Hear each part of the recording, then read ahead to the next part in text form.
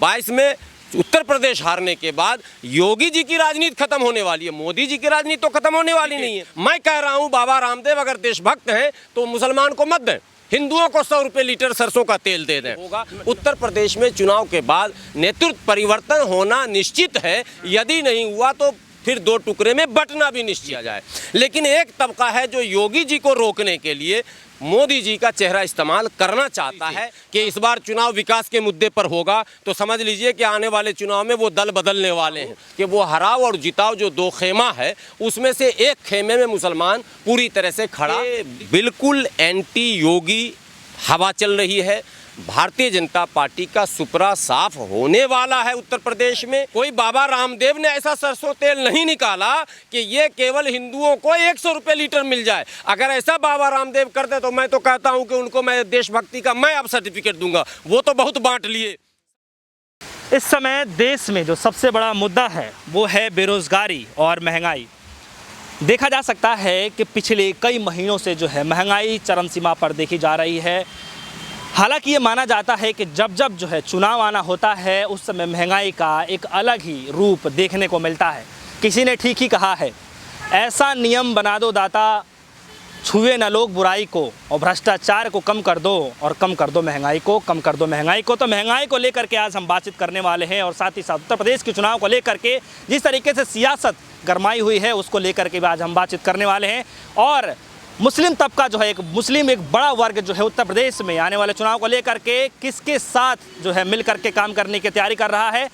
पिछले बार की तरह हर बार मुस्लिम वोटर जो है क्या सिर्फ वोट ही देते रहेंगे या इस बार चोट देने का भी काम करेंगे। हमारे साथ इस मुद्दे पे तमाम मुद्दे बातचीत करने के लिए हाफिज़ गुलाम सरवर जी मौजूद हैं। उनसे हम बातचीत करते हैं महंगाई से लेकर के तमाम जिस तरीके से चुनावी मुद्दे उठाए जा रहे हैं उसको लेकर के कैसे समझते हैं। सर, सबसे पहले आपका स्वागत है DS न्यूज़ में। पहला सवाल सर मेरा महंगाई से लेकर के है, कैसे देखते हैं महंगाई जो है हर बार की तरह जो है इस बार भी क्या डायनी नज़र आ रही है, क्या भौजाई नज़र आ रही है, क्या उसका अलग भी कोई रंग रूप देखा जा सकता है?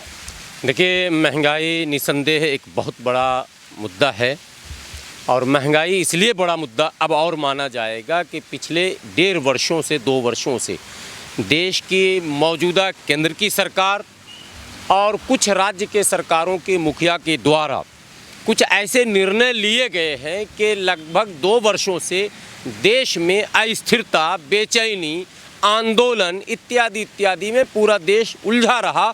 और इसी क्रम में न्यूनतम मजदूरी जो सरकार तय करती है उससे आधे पर फैक्ट्रियां काम करा रही हैं मजदूरों से। आज दिल्ली, हरियाणा और उत्तर प्रदेश के नोएडा जैसे शहरों में जो कंपनियां हैं, गाज़ियाबाद में जो कंपनियां हैं, इन तमाम कंपनियों में आप दिहाड़ी मजदूरों की हालत का जाकर जायज़ा लें आप, और पता चलेगा कि जिनकी दिहाड़ी पहले पिछले दिनों 300, 350, 400 प्रति दिन दिया जाता था, अब उनको 200-250 पे खटाया जा रहा। और ये केवल और केवल केंद्र सरकार और राज्य सरकार के द्वारा बनाए गए नियमों के कारण। आपको पता है कि मतलब मजदूरों को लेकर जो कानून था उसको भी संशोधित किया इस सरकार ने। आय के स्रोत बंद हो गए, कोरोना की महामारी है, तमाम तरह की कठिनाइयाँ, और इन कठिनाइयों में अगर महंगाई बढ़ रही है तो ये बहुत बड़ी चुनौती है देश के लिए, और जनता बिल्कुल महंगाई को मुद्दा बनाए। और यही कारण है, मैं बता रहा हूँ, यही कारण है सरकार समझ रही है कि आम जन देखिए महंगाई न हिंदू देखेगी, न मुस्लिम देखेगी, न सिख देखेगी, न ईसाई देखेगी, कुछ नागड़ा पिछड़ा कुछ नहीं। सरसों तेल सबको उसी रेट में खरीदना है। कोई बाबा रामदेव ने ऐसा सरसों तेल नहीं निकाला कि ये केवल हिंदुओं को 100 रुपये लीटर मिल जाए। अगर ऐसा बाबा रामदेव करते तो मैं तो कहता हूं कि उनको मैं देशभक्ति का मैं अब सर्टिफिकेट दूंगा, वो तो बहुत बांट लिए सर्टिफिकेट। मैं कह रहा हूं बाबा रामदेव अगर देशभक्त हैं तो मुसलमान को मत दें, हिंदुओं को 100 रुपये लीटर सरसों का तेल दे दें। हो नहीं रहा है तो हिंदू, मुस्लिम, सिख, ईसाई, जैन, पारसी सब भोग रहा है। अब ये सरकार क्या कर रही है कि इन महंगाई, बेरोजगारी, भ्रष्टाचार, तमाम तरह की नाकामियों पर पर्दा डालने के लिए अब आप कल परसों भी आपने न्यूज़ देखा होगा, वो धर्मांतरण जिहाद और नए मतलब कुल मिलाकर इनको ये केंद्र में हिंदू और मुस्लिम को रखना चाहते हैं।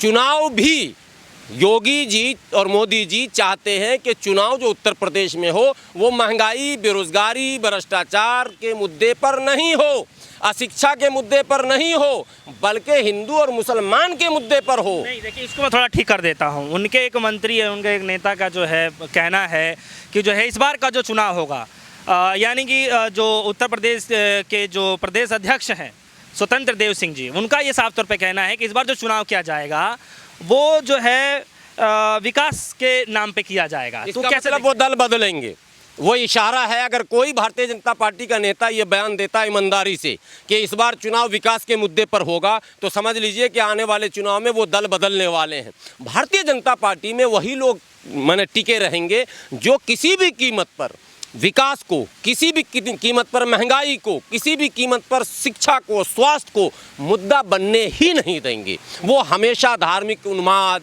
हमेशा जो है भेदभाव, हमेशा जातीय मामला, यानी तरह तरह के मुद्दे लाकर लोगों को भटकाने, लटकाने और अटकाने का काम करेंगे और मुख्य मुद्दों से लोगों का ध्यान हटा कर रखेंगे, ताकि जनता जो है, जब महंगाई पर अगर वोट हो, आप सर्वे कर लीजिए, केवल माइक लगाकर पूछिए जी 200 रुपये सरसों तेल महंगा हो गया, क्या आपको लगता है कि सरकार अच्छा लगता है कि महंगाई इस बार जो है मतलब अहम मुद्दा निभाने वाला है? बहुत बड़ा मुद्दा इस समय है। आज की तारीख में महंगाई इतना बड़ा मुद्दा है कि सरकार सबके खाते में 10-10 हज़ार रुपया भी डाल दे अगर, तब भी महंगाई का मुद्दा ख़त्म नहीं हो सकता है। क्योंकि मैं जानता हूँ, आम लोगों के घरों को जाकर देखें, उनके किचन को जाकर देखें, किस तरह से वो बच्चों की परवरिश कर रहे हैं, कैसे वो घर चला रहे हैं, कैसे वो क्या खा रहे हैं, वो आपको वहीं उत्तर मिलेगा कि महंगाई का असर सीधे सीधे आम लोगों के चूल्हे पर, आम लोगों के प्लेट पर, आम लोगों के किचन पर पड़ रहा है। चलिए ठीक है, अब ये तो रहा महंगाई को लेकर के हमने बातचीत करी है कि हालांकि इनका साफ तौर पे कहना है कि महंगाई एक अहम मुद्दा रहने वाला है। हालांकि जो है इस बार खुद जो बीजेपी के नेता हैं उनका साफ तौर पे कहना है कि विकास के नाम पे जो है चुनाव लड़ा जाएगा। सवाल सर मेरा ये है कि राजनीति का एक ऐसा रंग देखने को मिलता है कि जो सबसे बड़ा दुश्मन होता है, जो सबसे ज़्यादा जो करीब होता है, वही आगे जाकर के सबसे बड़ा दुश्मन बन जाता है। और ऐसी हालात में जो देखने को ये मिल रहा है कि भारतीय जनता पार्टी के अंदर जो है दो गुट देखने को मिल रहा है। जो मौर्य को सपोर्ट करते हैं वो अभी कुछ बोल नहीं रहे हैं, जो योगी आदित्यनाथ को सपोर्ट करते हैं वो बोल रहे हैं कि योगी आदित्यनाथ के नेतृत्व में चुनाव लड़ा जाएगा। आपका इसमें क्या मानना है, किसके पक्ष में चुनाव लड़ा जाएगा? तो बेहद जो है, देखिए, सत्ता की भूख सबको होती है और सत्ता के लिए ही लोग अपनी नीतियों से समझौता करते हैं, अपने सिद्धांतों से समझौता करते हैं। केशव प्रसाद मौर्य बाय नेचर जिस जाति से संबंध रखते हैं, उस जाति के लोगों में आप जाकर इंटरव्यू करें, वो जाति के लोग साफ शब्दों में भारतीय जनता पार्टी के नीतियों की आलोचना करते हैं। लेकिन केशव प्रसाद मौर्य भारतीय जनता पार्टी में हैं, संघ के सिद्धांतों पर काम कर रहे हैं, तो कुछ न कुछ उनकी भी लालच और आशा एक मौका देना चाहिए उनको। केशव प्रसाद मौर्य के नाम पर ही पिछला चुनाव हुआ था, यह आज मैं बता रहा हूँ। 2017 विधानसभा चुनाव में जो पिछड़ों का वोट पड़ा था, उसमें यह मैसेज जा रहा था कि इस बार मुख्यमंत्री केशव प्रसाद मौर्य बनेंगे। तो पिछड़ों में आपको पता है कि पिछड़ों को जब जब मौका मिला तो यादव, और यादव के बाद अगर मौका मिला तो जाट। यह उत्तर प्रदेश में यादव और जाट के अलावा जो पिछड़ों की और तादाद है, क्योंकि कई बिरादरियां हैं जिनकी अच्छी खासी तादाद, उनको अवसर नहीं मिला था। इस बार ये लग रहा था कि भारतीय जनता पार्टी के नेतृत्व में एक सशक्त मजबूत पिछड़ा नेता उभर कर सामने आएगा, जिसका नाम है केशव प्रसाद मौर्य।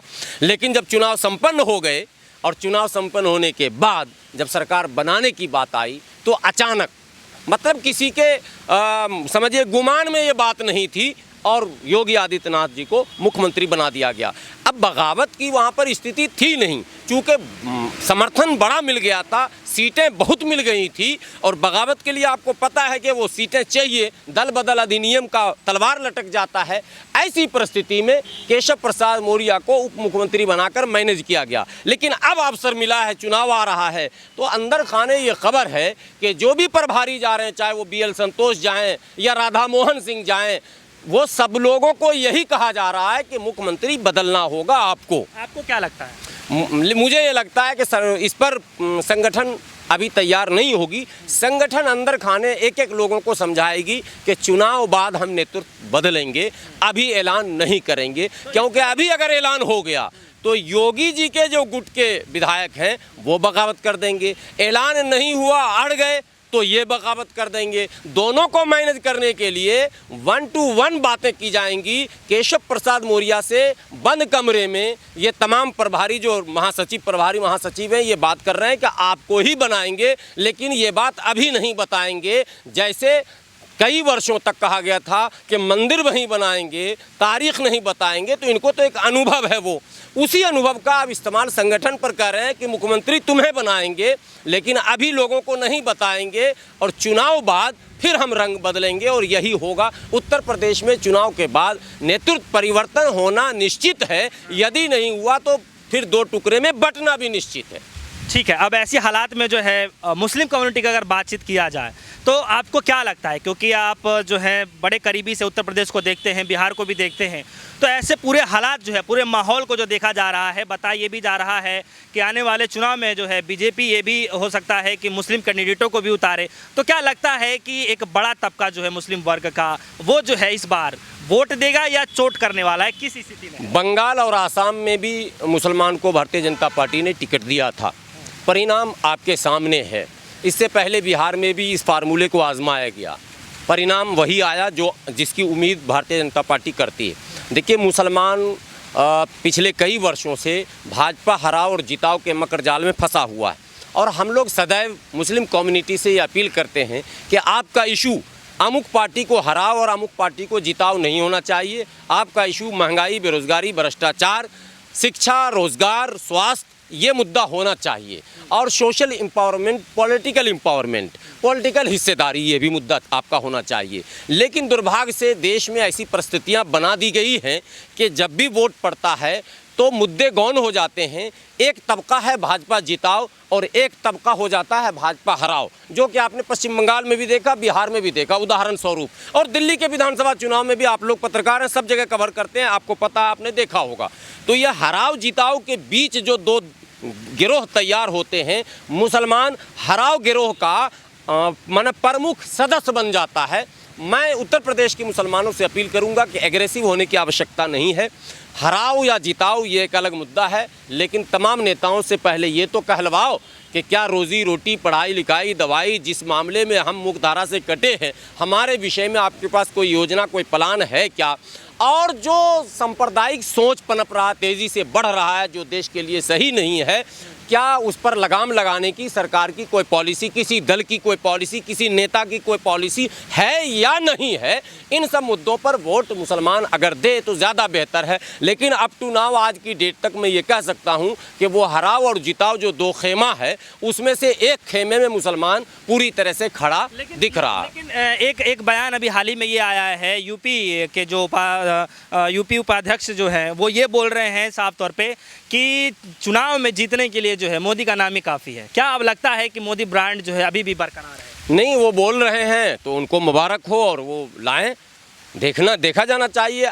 इतनी बात तो तय है कि भारतीय जनता पार्टी में मोदी जी के समान तो कोई चेहरा है नहीं। और अगर मोदी जी को माइनस करके, मैं कई बार कह चुका हूं कि माइनस मोदी कोई चुनाव अभी संभव नहीं है। तो अगर जो बयानात आ रहे हैं, उपाध्यक्ष वही हैं जो मोदी जी के करीबी हैं। वहाँ एक बात आप सुन रहे हैं लगातार कि मोदी वर्सेस योगी भी बातें आ रही हैं सामने। एक तबका है वो चाहता है कि योगी जी ही ऑल इन ऑल हों और उन्हीं के नेतृत्व में चुनाव भी हो और उन्हें ही मुख्यमंत्री भी बनाया जाए और 2024 का प्रधानमंत्री भी घोषित कर दिया जाए। लेकिन एक तबका है जो योगी जी को रोकने के लिए मोदी जी का चेहरा इस्तेमाल करना चाहता है, ताकि जीत के बाद श्रेय जो है मोदी जी को ही मिले, योगी को ना मिले। और यदि दुर्भाग्य से कहीं हार हो गई, उनके शब्दों में, जो कि हम लोगों को ज़्यादा उम्मीद है हार की ही, तो उसका ठिकरा हम इनके 5 साल के कार्यक्रम पर फोड़ देंगे और कुल मिलाकर इनको किनारे कर देंगे। तो बाकी मोदी जी तो प्रधानमंत्री हैं ही 24 तक। 22 में उत्तर प्रदेश हारने के बाद योगी जी की राजनीति खत्म होने वाली है, मोदी जी की राजनीति तो खत्म होने वाली नहीं है। वो तो इंटरनेशनल फेस हैं, 24 तक के प्रधानमंत्री हैं, 24 के बाद देखा जाएगा। तो कुल मिलाकर खेल तो अंदर खाने संघ में, भाजपा में तमाम तरह की खिचड़ियाँ पक रही हैं और पकने दीजिए। लेकिन चुनाव माहौल क्या कह रहा है सर? माहौल स्पष्ट शब्दों में, जहाँ भी आप जाएं उत्तर प्रदेश में, मैं रामपुर गया हूँ, मैं अभी लखनऊ के कई देहात में गया, 2-3 दिन लखनऊ के देहात में घूमा। मुझे जो इनपुट मिल रहा वहाँ से वो ये है कि बिल्कुल एंटी योगी हवा चल रही है। भारतीय जनता पार्टी का सुपरा साफ होने वाला है उत्तर प्रदेश में। कहीं पर भी किसी भी मोर्चे पे संतोषजनक कार्य सरकार के द्वारा नहीं किए गए हैं। कोई भी ऐसा क्षेत्र में मन काम करके जिसका उल्लेख वो चुनाव में कर लें और जनता उसे स्वीकार कर ले, ऐसा कोई क्षेत्र मुझे नहीं दिखा और लोगों का ऐसा कहीं से कमेंट नहीं आया है। तो ये परिणाम लगभग तय है, ऐसा ही आएगा। बाकी अभी जो समय है 2-4 महीना, इसमें देखिए क्या उलट पुलट हो सकता है। बहुत बहुत शुक्रिया।